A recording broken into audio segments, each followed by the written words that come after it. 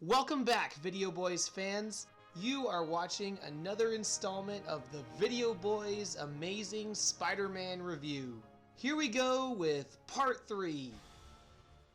Alright, so up to this point, our story has revolved around a teenager who is trying to learn the truth about his parents' death. Or wait, was it trying to avenge his uncle's death? Or both, I don't know. Our hero gets sidetracked a lot, but it looks like the movie will be changing directions yet again, because now we have a giant lizard man who wants to build a machine that will turn everyone into giant lizard men. Wait, what? What the hell? How could this have happened? What about the story we were already watching? It's honestly really disappointing the way this movie doesn't provide closure to anything. Peter never learns lessons. The intriguing storyline from the beginning is never resolved, and for the audience members, myself not included, that were actually enjoying the first half of the movie, they never see anything come of it. Whereas other Spider-Man films contain a beginning, a middle, and an end, this one contains only a beginning, and a beginning. So the rest of this movie will be all about the lizard. And the lizard is actually set up pretty well. We know that his alter ego, Curt Connors, is an old colleague of Peter's father's, whose work directly relates to the incident that gave Spider-Man his powers. Honestly, he seems like the perfect villain, but wait, what about this guy? This is Dr. Rajit Ratha, Dr. Connors' supervisor. When Connors uses an equation developed by Richard Parker, he finally succeeds in creating a formula that might actually work to regrow limbs. But then Dr. Ratha demands that it be tested right away.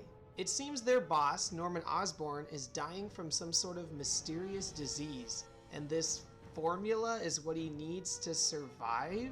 Is he dying from missing an arm? Dr. Connors says that his formula needs to be tested thoroughly before it can be used on any humans, but Dr. Ratha is a big jerk who says he's going to test it out on veterans at the Veterans Hospital. Wait, really? That's terrible. You have to start human trials. No. Human trials? Where on earth are you going to find the people to volunteer? For what? As far as anyone's concerned, it's for a winter flu shot. I might think the Veterans Hospital is a place to start. In an effort to stop him, Connors hastily injects himself with the sample. Wow, this actually makes his character really noble. He was willing to face the risks himself rather than endanger innocent people. So, the first time Connors transforms into the lizard, it's all about him trying to stop the evil Dr. Ratha. After all, he's putting innocent people in danger just for the sake of his boss. When you watch this scene, you root for the lizard. This is the single most heroic thing we have seen in this entire movie. Definitely more heroic than anything Spider-Man has done anyway. I just did 80% of your job. Huh? That's how you repay me? And Dr. Ratha is so evil, he even alludes to Peter's parents' disappearance. Richard Parker said just about the same thing then that you are saying now. The clock is ticking, Dr. Connors.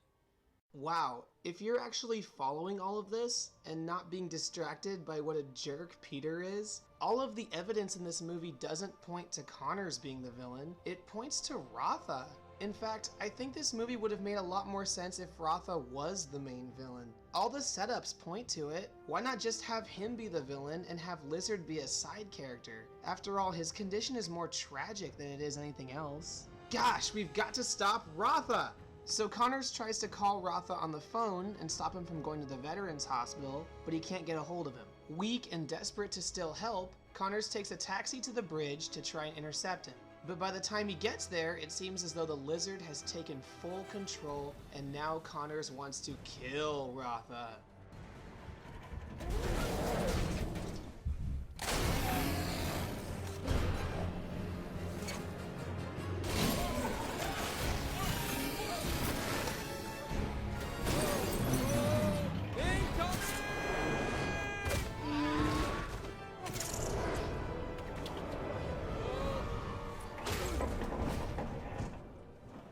Gosh, those webs are strong. If Andrew Garfield had to stop a speeding train, he could probably do it with just 2 webs. Okay, anyway, Spider-Man saves Ratha and he escapes. What will Ratha's next move be? Nothing. Ratha is never seen again. Yes, that's right. he's never seen again. And I don't mean that this is some kind of mysterious cliffhanger. I mean, his character just seems to disappear halfway through the movie without any explanation or any mention of him ever again. What the hell? That character was important. Did the actor just quit in the middle of production? Apparently, there actually is a deleted scene where Rotha confronts the lizard in the sewers and ends up getting killed. But Rotha is an important character. He's the only link between the lizard and the first half of the movie that dealt with Peter's parents. This scene should not have been deleted. With this scene missing, the Amazing Spider-Man loses any remaining connections to Peter's parents, as well as any chance it might have had at maintaining a cohesive, coherent plot. So Rotha is gone, and now all we have is the lizard. So Peter Parker sees a newspaper on the ground and decides he wants to take pictures of the lizard? What? Why isn't J. Jonah Jameson in this movie? So anyway, the lizard surprises him and beats him up.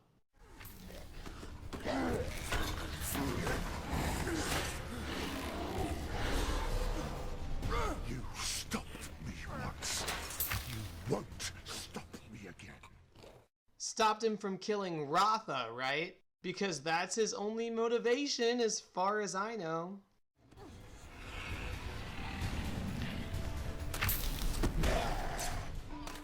So Spider-Man escapes, but the lizard finds his camera. What?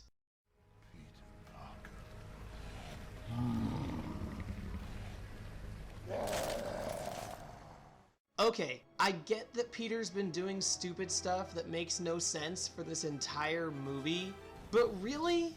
Having Spider-Man carry around a camera that's labeled with comedically large lettering that it belongs to Peter Parker? I'm just not even gonna try to understand this character anymore. Peter's just too stupid in this movie.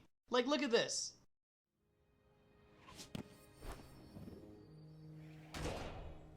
What the hell? Did nobody notice that he did that? Okay, so then there's this scene where the lizard comes to the high school to try and kill Peter. And as much as it hurts me to say this, I like this part a lot. It's a great action segment that's actually a lot of fun to watch. In fact, all of the scenes where Spider-Man fights the lizard are fun to watch. It's just that things keep falling apart whenever we get back to the story. I spent my life as a scientist trying to create a world without weakness, without outcasts. I sought to create a stronger human being, but there's no such thing. Human beings are weak, pathetic, feeble-minded creatures.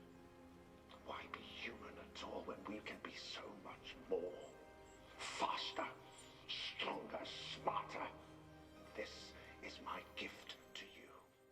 The lizard wants to build a machine that will transform everyone in New York into lizards. This is what the movie becomes about. What happened?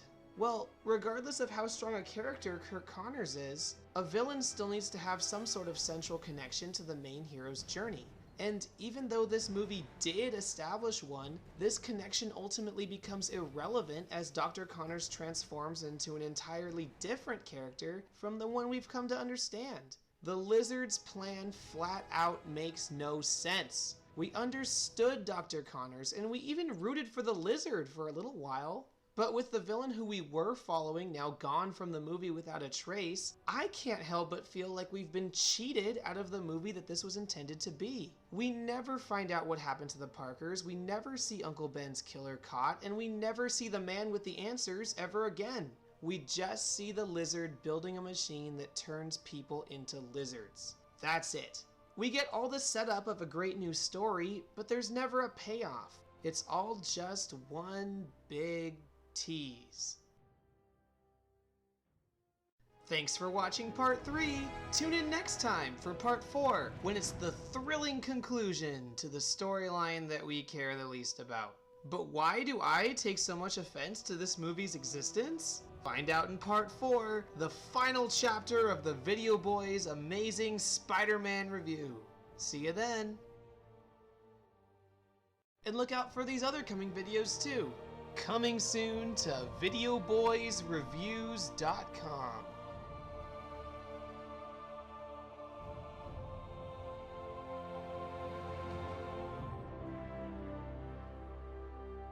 See you next time.